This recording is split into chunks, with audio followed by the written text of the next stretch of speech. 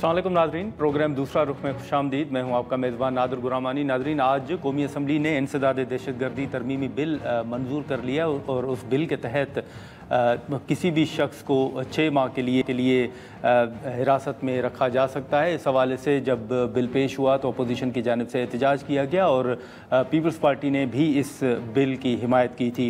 आज कौमी असम्बली के अंदर हमने देखा कि इत्तेहादी जमात पीपल्स पार्टी की जानिब से जो यूटिलिटी स्टोर्स की बंदिश के हवाले से मामला है उस पर पीपल्स पार्टी ने अपने तहफ़्फ़ुज़ात का इजहार किया और आसिफा भुट्टो ज़रदारी ने भी इस हवाले से बात करते हुए कहा कि ऐवान के अंदर जो हुकूमत की जानिब से एक कमिटमेंट की गई थी उसको पूरा नहीं किया गया और अब ये ख़बरें आ रही हैं कि हज़ारों लोग जो हैं वो बेरोज़गार हुए हैं, जिस पर स्पीकर कौमी असम्बली ने मुलाकात करने के हवाले से जो मुतल्लिका वज़ीर हैं उनको हिदायत की है कि एक मुलाकात करके इस मामले का हल जो है वो निकाला जाए। इसी के साथ साथ हमने देखा है कि जो बाजोड़ के अंदर एक ऑपरेशन के हवाले से बात हो रही थी, जो PTI के तहफ़्फ़ुज़ात सामने आ रहे थे, उस हवाले से भी आज हुकूमत ने ऐवान को आगाह किया है कि वहाँ पर कोई नया ऑपरेशन नहीं हो रहा, बल्कि इंटेलिजेंस बेस्ड ऑपरेशन जो है वो पूरे मुल्क में हो रहे हैं और जो सूबाई हुकूमत है उनको एतमाद में लेकर उनकी मुशावरत के साथ नेशनल एक्शन प्लान के तहत ये सब हो रहा है। फिर मईशत के हवाले से जो आज मूडीज़ की रिपोर्ट आई है कि पाकिस्तान की जो मईशत है पहले जिस पर तहफ़्फ़ुज़ात का इजहार और जो तनकीद सामने आ रही थी, अब उसके भी मुस्तहकम होने के हवाले से जो मुख्तलिफ रिपोर्ट्स हैं वो भी सामने आ रही हैं। मुख्तलिफ इशूज़ हैं और जो PTI ने एक एहतजाज की कॉल दी थी उस हवाले से भी मुतज़ाद बयानात सामने आ रहे हैं, उस पर भी हम बात करेंगे और गुफ्तगू का आगाज़ करते हैं। सेनेटर हुमायूं मोहम्मद साहब हमारे साथ मौजूद हैं। बहुत शुक्रिया हुमायूं साहब वक्त निकालने का। सबसे पहले तो सर ये बताइएगा कि जो स्ट्रेटजी हम देख रहे थे एहतजाज के हवाले से PTI के सामने आ रही थी, फिर कौमी असम्बली के अंदर भी हमने देखा कि PTI ने अपने तहफ़्फ़ुज़ात का इजहार किया और सेनेट के अंदर भी कल भी हमने देखा, लेकिन 5 अगस्त के बाद जो 14 अगस्त की तारीख दी गई है उस हवाले से अब कुछ मुतज़ाद बयानात सामने आ रहे हैं। कुछ रहनुमा ये कह रहे हैं कि एहतजाज होगा और अब सलमान अकरम राजा साहब का भी शायद बयान है कि एहतजाज नहीं बल्कि जश्न मनाया जाएगा। तो इस हवाले से कोई पॉलिसी में या स्ट्रेटजी में कोई तब्दीली आई है या कल के हवाले से क्या हतमी फैसला है? बिस्मिल्लाहिर्रहमानिर्रहीम, इय्याका नअबुदु व इय्याका नस्तईन। देखिए, मैं बेसिकली 2 चीज़ों का रेफरेंस देता हूँ। एक जो इमरान खान की ट्वीट है, दूसरी जो अलीमा खान साहिबा ने इमरान खान का मैसेज दिया था और कहा था चूंकि कोई नया मैसेज नहीं है तो मैं ये बता देती हूँ। अब उन दोनों को अगर आप ट्वीट पढ़ लें, उस ट्वीट में लिखा हुआ है, उसके अल्फाज हैं कि हम 5 तारीख को भरपूर एहतजाज करेंगे और ये यहाँ तक ख़त्म नहीं होगा, ये इसका सिलसिला चलता रहेगा। फिर उसके बाद नेक्स्ट था और 14 को मैं अपने सारे पाकिस्तान तहरीक इंसाफ और पूरी कौम को कहता हूं कि भरपूर तरीके से निकलें। उसमें कहीं एहतजाज का लफ्ज नहीं है। अगर उसका मतलब है एहतजाज है, सो थोड़ी सी शायद क्लैरिटी चाहिए होगी from the prime minister Imran Khan. और अगर फर्ज करे उसके अंदर अगर उसके अंदर यही अल्फाज है तो उससे मुझे ऐसे लगता है कि जब हम निकलेंगे तो हमारे ऑब्वियसली हाथों में पाकिस्तान के झंडे होंगे और PTI के झंडे होंगे। उस लिहाज से जब हम ओवरऑल देखा जाएगा, पूरे पाकिस्तान में देखा जाएगा, तो जब आपका 80% जो लोग 14 अगस्त मनाने निकले हैं, जब वो PTI के लोग होंगे तो आपको समझ आ जाएगी कि पाकिस्तान तहरीक इंसाफ का कितना बड़ा इम्पैक्ट है पाकिस्तान के अंदर या स्टेक है पाकिस्तान के अंदर as opposed to the other political parties. मैं आपको रेफरेंस दे देता हूं। अभी रिसेंटली 1-2 सर्वेज हुए हैं, उस सर्वेज में लाहौर में हुआ है और उसमें उन्होंने कहा है कि 51% जो लोग हैं वो वोट करना चाहते हैं पाकिस्तान तहरीक इंसाफ को, सिर्फ 16% वो हैं जो PMLN को करने चाहते हैं। उसके बाद तीसरे नंबर पे जो है वो तहरीक लब्बैक पाकिस्तान है और उसके बाद पाकिस्तान पीपल्स पार्टी है और उसके बाद फिर जमात इस्लामी और फिर बाकी लोग हैं वो कहते हैं कि हमने अभी डिसाइड नहीं किया। सो अगर आप देख लें उन सारी पॉलिटिकल पार्टीज को एक साथ कर ले तो वो 20% को नहीं टच करते और पाकिस्तान तहरीक इंसाफ ठीक है सिंगल हैंडेडली 51। अब ठीक है, लेकिन हुमायूं साहब ये एक तरफ जो एहतजाज के हवाले से आपकी स्ट्रेटजी है और जो हिकमत अमली सामने आ रही है उसी के दौरान असेंबली के अंदर आपको याद होगा कि बजट के दौरान जो प्राइम मिनिस्टर साहब ने मुज़ाकरात की बात की, फिर उस दिन लॉ मिनिस्टर साहब ने बात की, और कल स्पीकर कौमी असम्बली ने भी ये दावत दी है कि बातचीत हो तो मामला हल हो सकते हैं। आप समझते हैं कि अभी भी जो मुज़ाकरात का ऑप्शन है वो इस्तेमाल कर सकती है पीटीआई?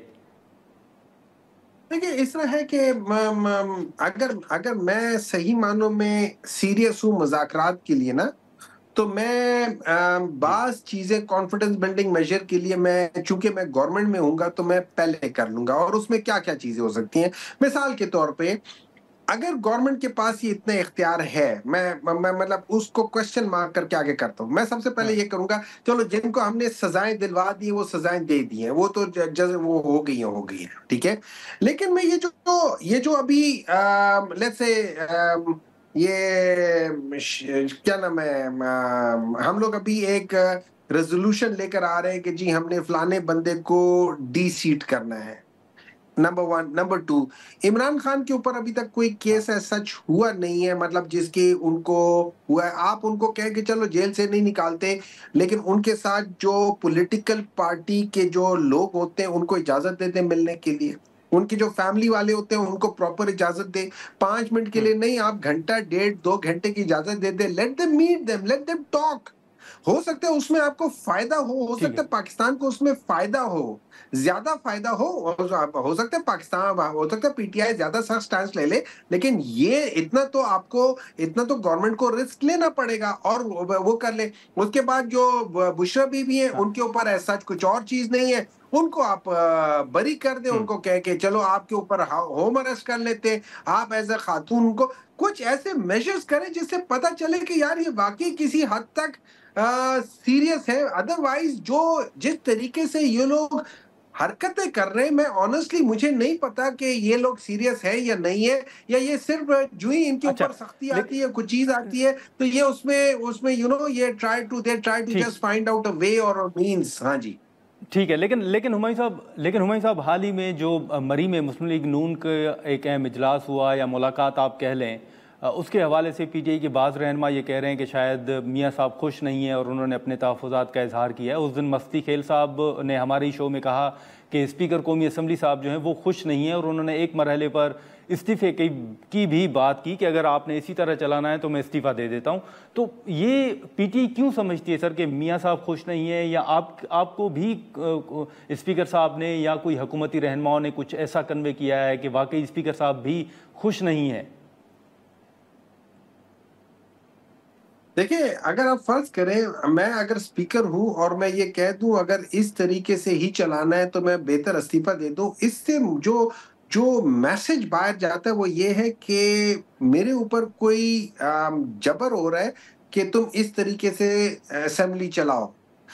इसका मतलब ये है कि कंट्रोल मेरे हाथ में नहीं है। As a speaker I am not in control, नहीं, लेकिन सर समबडी ये एल्स इज़ स्पीकर इन साहब ने कंट्रोल। कहा तो नहीं है ना सर, ये स्पीकर साहब ने कहा नहीं है, ये मस्ती खेल साहब दावा कर रहे हैं नहीं, कि स्पीकर मैंने साहब ये ये कह तो रहे नहीं हैं। कहा, मैंने ये तो नहीं कहा, जी। स्पीकर साहब ने ये तो कहा है ना, मतलब जो मैंने सुनने में आया, उन्होंने ये तो कहा है ना कि अगर इसी तरीके से चलाना है या चलवाना है ये कौमी असेंबली, तो उससे बेहतर है मैं रिजाइन कर लूं, ये तो उन्होंने कहा है ना। अब इसकी वजह क्या हो सकती है? इसकी वजह या उनकी लीडरशिप है, वो उनसे गलत काम करवा रही है, या कोई और है जो उनसे गलत काम करवा रहा है, जो वो नहीं करना चाहते लेकिन मजबूर है। अगर वो मजबूर है और जो मर्जी करा रहा है तो दैट इज नॉट राइट। इसका मतलब है speaker is not in power of doing the his job properly. अब ये सवालात फिर उठना शुरू हो जाते हैं। देखिए, जब तक क्लैरिटी नहीं आती सवाल तो चीजें आ जाती है ना, जब कहीं इबहम आ जाए तो वहां 10 सवाल उठ जाते हैं। उसमें वही तो इस किस्म की जो चीजें हो जाती हैं उसको क्लैरिटी करना चाहिए। लेकिन सच बात बताऊं, वाकई मैं आपको बता रहा हूं, चूंकि मैं पार्लियामेंट में होता हूं, वाकई इस वक्त जी। पार्लियामेंट जी। नहीं फंक्शन कर रही है। आप मुझे एक बात बता दें, चाहे एक दरवाजा हो, लोग मजाक में कहते थे कि जी अगर 2 दरवाजे बंद किए हुए हैं तो आप बाकी किसी और दरवाजे से निकल जाए। मुझे एक बात बताएं, वो कौन सी ऐसी ताकतें हैं जो आपके पार्लियामेंट की 2 दरवाजे या 1 दरवाजा या 3 दरवाजे या आधे दरवाजे या सारे दरवाजे लॉक कर लेते हैं बाहर से? मतलब why would that happen? That means कि पार्लियामेंट सुप्रीम नहीं है। इसका मतलब है पार्लियामेंट किसी के थल्ले लगी हुई है। अब वो फिर क्या हो सकता है? अब ये सवालात फिर तो उठेंगे ना। मतलब आप नहीं उठाएंगे क्योंकि हो सकता है आप भी डरते हो, तो कम से कम कोई लोग तो उठाएंगे ना ये सवाल। नहीं सर, हम तो इन इश्यूज़ पर आपसे भी बात कर रहे हैं, सवालात भी उठा रहे हैं, लेकिन साथ ही आज जो एक मूडीज़ की रिपोर्ट है, जो मईशत के हवाले से बात होती है, आज तो उस रिपोर्ट ने ये कहा है कि जो पाकिस्तान की मईशत है वो मुस्तहकम है, इस्तेहकाम जो है वो नज़र आ रहा है। देखिए, अगर आप उस रिपोर्ट को देखें, उन्होंने कहा है कि अभी भी ये 2021 से कम है। मतलब हाँ, आपने 4 बजट पास कर दिए, 4 बजट पास करने के बाद भी आप उस जगह तक नहीं पहुंचे जहां पे आप बजट पास करने से पहले पाकिस्तान तहरीक इंसाफ थी। तो अभी तक आपको 4 साल, पाकिस्तान तहरीक इंसाफ ने सिर्फ 3 बजट पेश किए थे और तीसरे बजट के बाद वो जहां पहुंच गई थी, आप 4 बजट के बाद भी वहां नहीं पहुंचे। तो इसका, और अगर आप ये कहते हो कि जी हम लोगों ने आपकी गलत पॉलिसी थी, तो जब आपकी गलत पॉलिसी हमने ठीक की थी, हम लोगों ने भी जो डिप लिया था ना, 0.18 पे चले गए थे, आप लोग भी 0.17 पे चले गए थे, दोनों चले गए थे, लेकिन हमने अगले साल 3 उस पे कर लिया था, तीसरे साल 5.97 कर लिया था, चौथे साल 6.2 कर लिया था, और चौथे साल का हमने बजट पेश करना था, अगर बजट पेश कर लेते हम 7 से ऊपर चले जाते। आप लोग तो 4 साल से आपने कर लिया है, आप चलो एक दफा नीचे चले गए, ठीक है, मान लिया, दूसरी बार क्या हुआ, तीसरी बार क्या। अभी भी अगर हम आपकी जो जो ग्रोथ ऑफ द पॉपुलेशन है और जो ग्रोथ ऑफ पाकिस्तान है उनको देखें, you are still in negative. और अभी अगर आप ये देखें कि 2 खरब रुपए का आप लोगों ने जो नुकसानात किए उनको गिनना शुरू कर दे, तो आपने 5 से 6 खरब रुपए के तो आपने नुकसानात कर दिए पिछले 1, 2, 3 साल में। चलें ठीक है हुमायूं साहब, बहुत शुक्रिया सर वक्त निकालने का। तो मच नाज़रीन, सेनेटर हुमायूं मोहम्मद साहब की गुफ्तगू आपने सुनी। हम यहाँ पर एक मुख्तसर सा ब्रेक लेते हैं और ब्रेक के बाद गुफ्तगू को आगे बढ़ाते हैं। प्रोग्राम में एक बार फिर खुशामदीद नाज़रीन। इस वक्त पीपल्स पार्टी के सीनियर रहनुमा हसन मुर्तज़ा साहब हमारे साथ मौजूद हैं, उनसे गुफ्तगू करते हैं। हसन साहब, बहुत शुक्रिया वक्त निकालने का। आज हमने पार्लियामान के अंदर देखा कि बीबी आसफा भुट्टो ज़रदारी साहबा ने भी कुछ तहफ़्फ़ुज़ात का इजहार किया यूटिलिटी स्टोर्स के हवाले से। फिर जो अमेरिका के साथ मुआहदे हो रहे हैं उस पर भी कुछ तहफ़्फ़ुज़ात पीपल्स पार्टी कह रही है कि एतमाद में लिया जाए। ये आपके नज़दीक क्या इशूज़ हैं जो आज आसफा साहबा ने भी ऐवान में उठाए हैं? बहुत शुक्रिया नादिर भाई, बड़ा अहम इशू है। हमारे पहले दिन से जो तहफ़्फ़ुज़ात है हुकूमत के साथ, वो इश्यूज की बुनियाद पे हैं, जिसमें सबसे अहम इशू जो है वो हमारे लिए यही जो महकमों की बंदिश है, डाउन साइजिंग के नाम पे लोगों को बेरोजगार करने की सूरत हाल है, या बल्दियाती इंतखाबात के हवाले से। ये तमाम तर हमारे इश्यूज हैं जिनको हमेशा तबसरों की नज़र कर दिया गया और उन पे कहा गया जी के ये तो शायद कोई पावर शेयरिंग चाहते हैं और डिस्ट्रिक्ट के अंदर डीपीओ और डीसी लगवाना चाहते हैं। हमारी ये तरजीहात नहीं है। पाकिस्तान पीपल्स पार्टी अवामी जमात है और हमारा हमेशा फोकस इश्यूज पे रहा है, लोगों के मफादात की हमने बात की है। तो यही इश्यूज हैं जो आपके सामने हो रहे हैं। कभी महकमे प्राइवेटाइज किए जाते हैं, कभी महकमे खत्म किए जाते हैं, लोगों को एक सिंपल नोटिस दे के और नौकरी से फारिग करके घर भेज दिया जाता है। इस पे यकीनन हमें तहफ़्फ़ुज़ात हैं और हम हुकूमत से इस पे संजीदा गुफ्तगू भी चाहते हैं। हाँ, लेकिन हसन मुर्तज़ा साहब, जो मईशत के हवाले से या ओवरऑल हुकूमत के ऊपर तनकीद हो रही थी, लेकिन आज अगर आप रिपोर्ट देखें तो उसमें मईशत बेहतर होने या मुस्तहकम होने के हवाले से भी रिपोर्ट सामने आ रही हैं। फिर ख्वाजा आसिफ साहब के भी बयानात हैं। आपको लगता है कि अभी भी खामियां मौजूद हैं? कोई मईशत उस तरह जिस तरह रिपोर्ट्स आ रही हैं, कोई इस तरह की आइडियल सिचुएशन नहीं है? नहीं, देखें, आप किस तरह कह सकते हैं कि मईशत बेहतर हो रही है? आप लोगों को बेरोजगार करके आप कहें जी कि मईशत बेहतर हो रही है, मेरी तो ये समझ से बालातर है। आप खुद जब इस मुल्क के अंदर गैर यकीनी की सूरत हाल पैदा करेंगे, आपके वुज़रा जब बैठ के ये बात करेंगे कि हमारे ब्यूरोक्रेट्स जो हैं वो करप्ट हैं और मनी लॉन्ड्रिंग में मुलव्वस हैं और इनकी बैरून मुल्क ड्यूअल नेशनल है, ये जब आप खुद ऐसी बातें करेंगे तो एक गैर यकीनी की सूरत हाल तो पैदा होगी। आप मईशत को लोगों की रोजगार छीनकर मईशत को आप बेहतर करने की बात करेंगे कि खजाने पे बोझ था और हमने वो कम कर दिया है। किसकी मईशत बेहतर कर रहे हैं? अवाम की मईशत अगर तबाह हो जाए तो मुल्क की मईशत बेहतर हो जाएगी। किस तरह से आप लॉ एंड ऑर्डर की सूरत हाल को बेहतर करेंगे जब एक बाप अपने बेटे के लिए दवाइयों के लिए डकैती करता फिरेगा, एक के बच्चे भूखे मर रहे हैं और वो अपने बच्चों की रोजी के लिए अगर किसी को लूटता है तो किस तरह आप उसके ऊपर कोई हद लागू कर सकेंगे? ये सारी चीजें पाकिस्तान पीपल्स पार्टी इस नजर से देखती है कि हमारा तो नारा ही रोटी कपड़ा और मकान का है। हम तो लोगों को रोजगार देने वाले हैं, हम तो लोगों को छत देने वाले लोग हैं, हम कोई लोगों से उनके वसाइल छीनने वाले लोग हैं। आप लोगों से वसाइल छीन के अपने वसाइल में इजाफा करते जा रहे हैं। ये मईशत बेहतर हो रही है। हम यहाँ पर एक मुख्तसर सा ब्रेक लेते हैं और ब्रेक के बाद गुफ्तगू को आगे बढ़ाते हैं। प्रोग्राम में एक बार फिर खुशामदीद। आज भी हमने बिलावल साहब की गुफ्तगू सुनी। उन्होंने कहा कि लाहौर के लिए शहबाज स्पीड जो है वो एक है और सिंध के लिए जो है वो शायद स्लो है। तो क्या अभी भी जैसे NFC के हवाले से भी बात हो रही है, तो आप समझते हैं कि जो सिंध के हवाले से या ओवरऑल पीपल्स पार्टी के तहफ़्फ़ुज़ात हैं वो एड्रेस अभी तक नहीं हो सके? देखिए, सिंध के हवाले से यकीनन तहफ़्फ़ुज़ात होंगे। पंजाब के अंदर भी शायद किसी के इल्म में हो या ना हो, पंजाब के अंदर भी सारा जो शहबाज स्पीड है वो अपनी PMLN के लिए है सारा कुछ। यहाँ पे भी जो पाकिस्तान पीपल्स पार्टी है उनको तो दीवार से लगाने की कोशिश की जा रही है। आज भी हमारे जो इंतखाबात है, जो ज़िमनी इंतखाबात हम लड़ने जा रहे हैं, उसमें आज भी कोई लेवल प्लेइंग फील्ड नहीं है। उसमें आज भी हमारे उम्मीदवारों को थ्रेट किया जा रहा है, उन लोगों को इंतखाबात से दूर रहने के लिए और रखने के लिए कोशिश है। आज भी हमारे लोगों के डेवलपमेंट्स नहीं हो रही, आज भी हमारे लोगों के लिए वो सारी आसाइशें मौजूद नहीं है जो एक हुक्मरान जमात या उसके इत्तेहादियों के लिए होती हैं।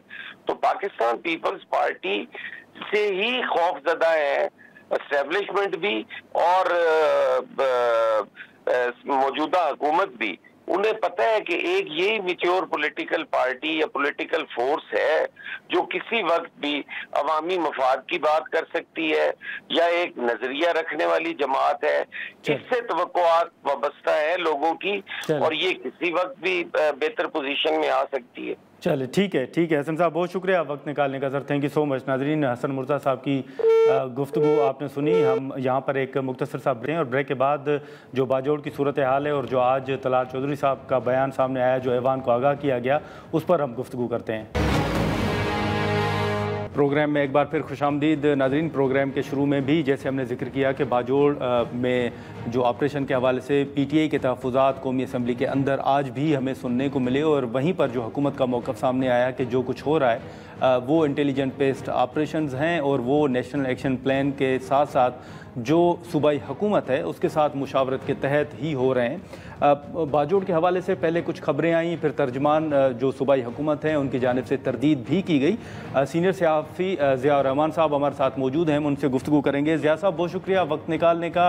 हाल ही में जो बाजोड़ के अंदर कर्फ्यू के नफाज के हवाले से कुछ खबरें आई, फिर सूबाई हुकूमत ने उस हवाले से तरदीद भी की।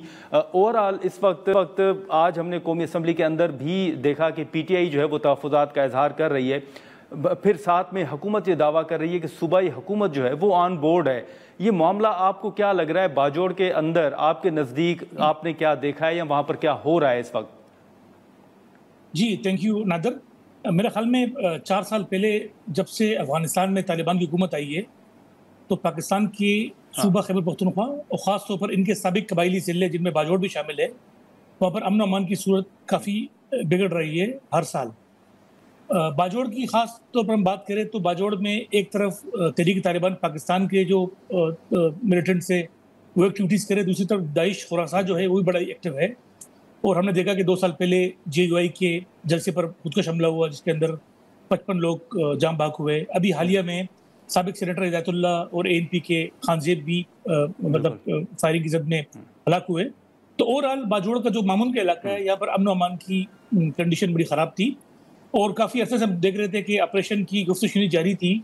अभी भी इस ऑपरेशन से पहले लोकल जिरगा जिसके अंदर साबिक MNA जमास्तानी के साहिबजादा अरुण रशीद और दीगर गुलजफर, इन्होंने एक कोशिश की हुकूमत के और टीटीपी के माबेन बातचीत करने की कि ताकि ऑपरेशन डिले हो या ये लोग वापस अफगानिस्तान चले जाए या पहाड़ों पे चले जाए ताकि आम लोग डिस्प्लेस ना हो, मगर वो मुज़ाकरात कामयाब नहीं हुए। तो अब ये कि अब टारगेटेड ऑपरेशन के नाम से कार्रवाई शुरू हो रही है। जो आपने जिक्र किया, चूँकि मरकज़ में नून लीग की हुकूमत है और सूबे में पीटीआई की हुकूमत है, और जो पॉलिटिकल मसला है वहाँ पर वो इसी ऑपरेशन के अंदर भी जिद में आ रहा है। अब जो सूबाई हुकूमत है उसको जेल से पार्टी सरबराह इमरान खान ने क्लियर कहा है कि आप किसी भी कंडीशन में ऑपरेशन अलाउ ना करें, लेकिन ओवरऑल देखा जाए तो सूबे की कंडीशन भी बहुत ख़राब है। तो मेरे ख्याल में इस वक्त एक बड़े मिक्स सूरत-ए-हाल है कि सपोर्ट है या नहीं है। 10 साल पहले जो ज़रब अज़ब शुरू हुआ था, इसी तरह बड़े बड़े वाक़यात हुए थे। APS का वाक़या हुआ था, कराची एयरपोर्ट पर अटैक हुआ था। तो उस टाइम हम देखा था कि उस टाइम के ऑपरेशन को तमाम सियासी क़ुव्वतों की बशमूल इमरान खान या PTI की हिमायत हासिल थी। इस बार हम देख रहे हैं कि पॉलिटिकल जो केओस है मुल्क में, उसकी वजह से थोड़ी वो नहीं मिल रही। जी ठीक है, लेकिन ज़िया साहब, ये जो इस वक्त बात हो रही थी मुज़ाकरात के हवाले से और जो ख़ास तौर पर जिरगे के हवाले से, तो ये हकीकत है कि वहाँ के जो लोकल्स हैं उन्होंने अपने एंड पर भी इस मामले को जिरगों के ज़रिए हल करने की कोशिश की थी। जी, ये पहली बार नहीं हो रहा है। स्वात ऑपरेशन हो या 2013 का ज़रब अज़ब हो, हमेशा गवर्नमेंट ये चाहती है कि किसी भी बड़े ऑपरेशन से पहले आप जिरगा या कमेटियाँ इस्तेमाल करें कि एक बार मुज़ाकरात करें टीटीपी से कि वो चाहती क्या है। तो इससे 2 फ़ायदे होते हैं। एक तो गवर्नमेंट ये बताती है कि देखो हमने बातचीत का ऑप्शन इस्तेमाल किया, वो नहीं माने, और दूसरी बात ये कि जब वो नहीं माने तो इसका मतलब है कि आपको पब्लिक सपोर्ट मिल जाती है।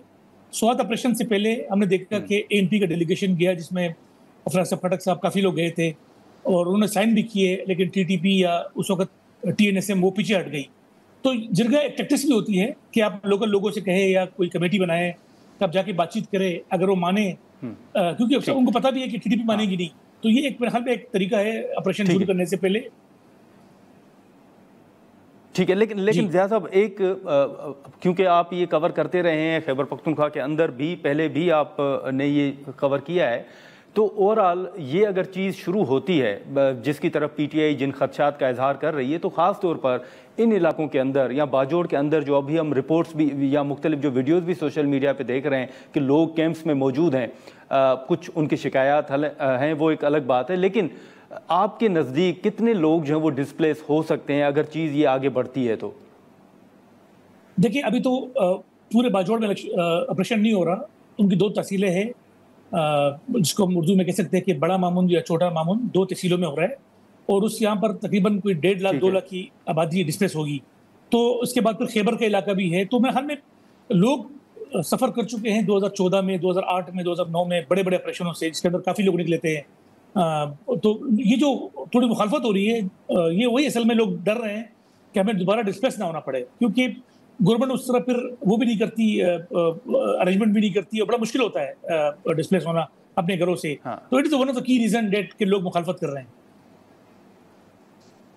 अच्छा, चलें ठीक है। ज़िया साहब, बहुत शुक्रिया वक्त निकालने का। नाज़रीन, ज़िया रहमान की गुफ्तगू आपने सुनी। अब इस हवाले से जो हुकूमत का मौक़िफ़ था वो आज तलाल चौधरी साहब ने भी वाज़ेह किया कि कोई नया ऑपरेशन खैबर पख्तूनख्वा के अंदर नहीं हो रहा, बल्कि नेशनल एक्शन प्लान के तहत और सूबाई हुकूमत के साथ मुशावरत के तहत सिर्फ इंटेलिजेंस बेस्ड ऑपरेशन हो रहे हैं।